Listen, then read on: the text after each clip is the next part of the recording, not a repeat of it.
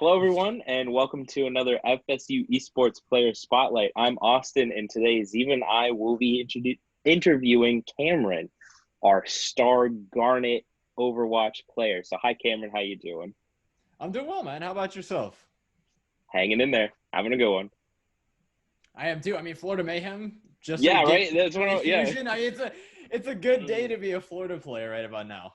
Yeah, my name's Cameron. I go by Door. I play on the Overwatch team here at Florida State University. I'm technically the captain, but honestly, everybody in this team puts in plenty of work, so I think I can't quite take that much credit for that. I do play DPS for the team, generally flex DPS, so I'm playing something like the May, the Doomfist, anything that the hit scans just don't feel like playing, and generally acting more as an just trying to take as much control in game as I can to keep people on the right page. I don't know if we've asked you this before. I feel like we might have. That one time we had kind of an interview before about your casting, but have you explained your name before, like your gamer tag? No, I haven't.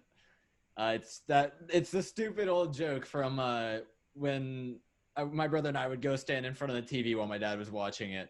He said, "You make a better door than a window," so you just roll with it. Hey, that's a pretty cute story, I've got to say. I've never heard that before, but it's a good story. All right, I wasn't sure because I thought maybe you had before, but I just wanted to make sure. Now everybody knows the riveting story behind Cameron's gamer tag. All right, so moving on. How long have you been playing video games? A very long time. I think I started PC gaming around 2012 was when I built my computer and I started playing Counter-Strike and games like that. And I've gotten decently high in Counter-Strike, but as far as team play goes, Overwatch has been my first game to really join a team and really push on that front of the things other than just solo queue and stuff like that. But I've had plenty of a good time here and I'm really enjoying it with the team. Yeah, so you kind of touched on it a little bit, but how did you first start playing Overwatch? What got you into it? The game came out in beta and I was like, yeah, sure. Looks like a good time. I started playing, so I remember when I started playing, I was playing Zenyatta and supports and whatnot, and then I picked up hit scan DPS for a while. I started playing DPS with FSU, and I realized I am not very good at this compared to the other people playing hit scan. You see, Cayman and Donnie are just insane on DPS, and I'm sure you guys will get to see a bit of them, but so I moved over to the flex. I realized my efforts are better put in towards the team end of things, trying to really coordinate people, making sure all of our ult tracking's on point, making sure all of our team fighting is really working out, and being able to focus more on that part of the game than on mechanical skill. And I feel like I found a lot of success there. We're doing really well with it. So, Nice. Has your experience with casting sort of helped you to become this shot caller, coordinator of the team? Or would you say that casting has helped with that? Or I think more than anything, it just it keeps you up on the times. While it's effectively a fast-paced VOD review a lot of the time, I wouldn't say I'm the only in-game leader. A lot of the time, it's especially me and Charlie Mellow Panda do a lot of just formatting ideas while we're in the game and bouncing off of one another. That tends to work pretty well, so I can't take all the credit for that for sure. But casting does help. I mean, you're watching some really high-level teams play really often, and so being able to do that and being on the cutting edge of tactics as well tends to help out, because I'll see a lot of compositions in Tier 2, Tier 3 before they start to get bigger and see what works before you might be able to see them on an Overwatch League stream that other people might not be paying attention to. Right, so we're gonna move to kind of a different topic now. Sorry to have you jump in back and forth. You're a really active member in our FSU Esports club, and I guess I kind of want to know just how has your time been with the esports club? Have you learned anything? What can you tell us about that? It's been awesome, honestly. It's super great social events. I made a lot of friends. I mean, I've hung out with the League of Legends guys a few times. They're always at all the events. It's super great people here. All the people in leadership have been amazing to me, and not just for Overwatch, but for casting as well, provided me with contacts with people to talk to that have gotten me to some place, which is really, really nice. It's good people. It's a great club. It's good connections. It's everything that you'd really want from a university club. all right, yeah. So how has your time with the club sort of impacted you as a player, caster, person?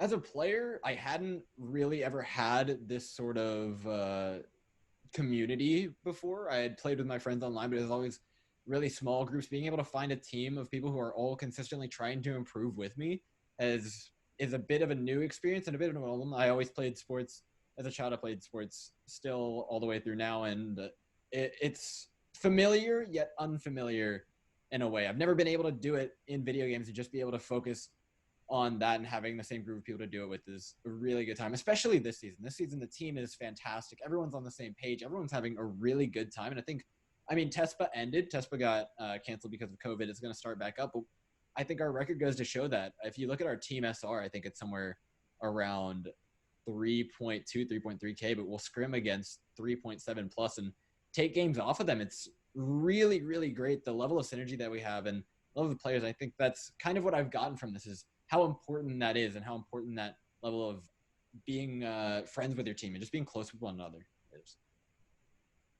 So you brought up the fact that unfortunately the TESPA season was canceled for quite a while, but they're going to pick it back up.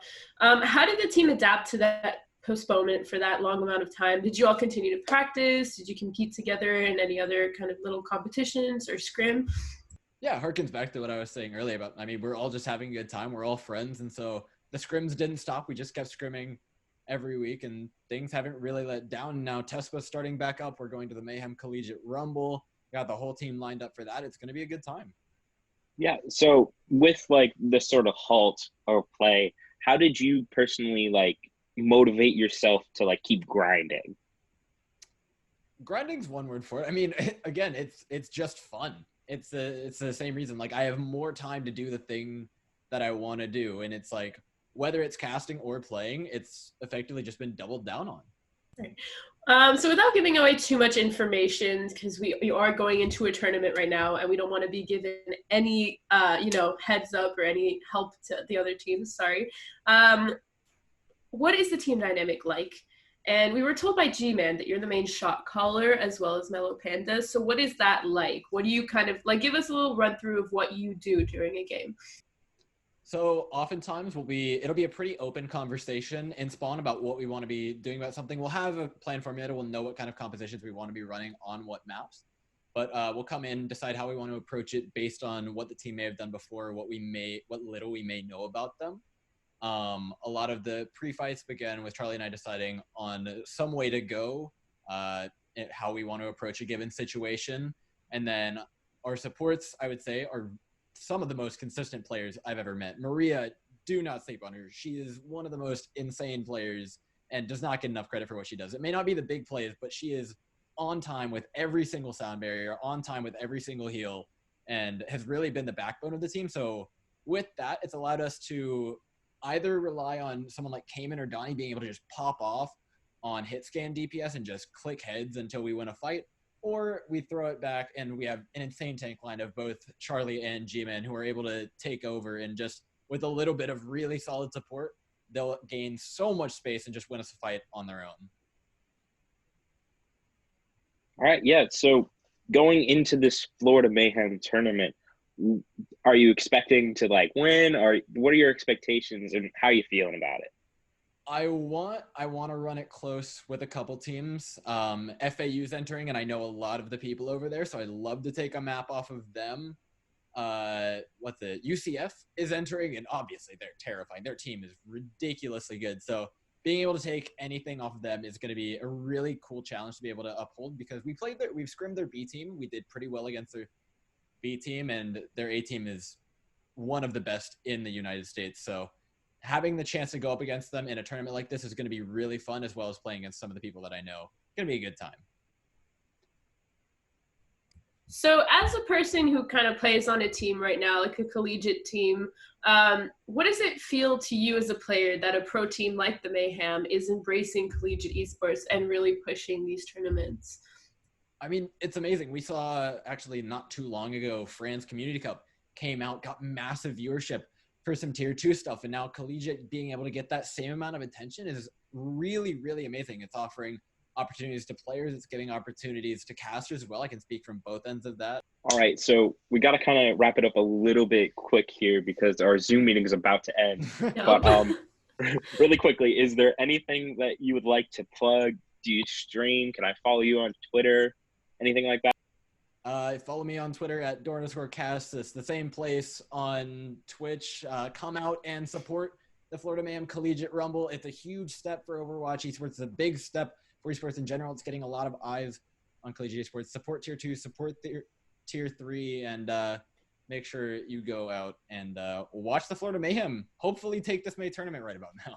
Thank you all so much for watching another one of our player spotlights. If you're interested in anything else the Esports Club is doing, you can join our Discord server at discord.gg/FSU Esports, or you can follow us on Twitter at esports@FSU.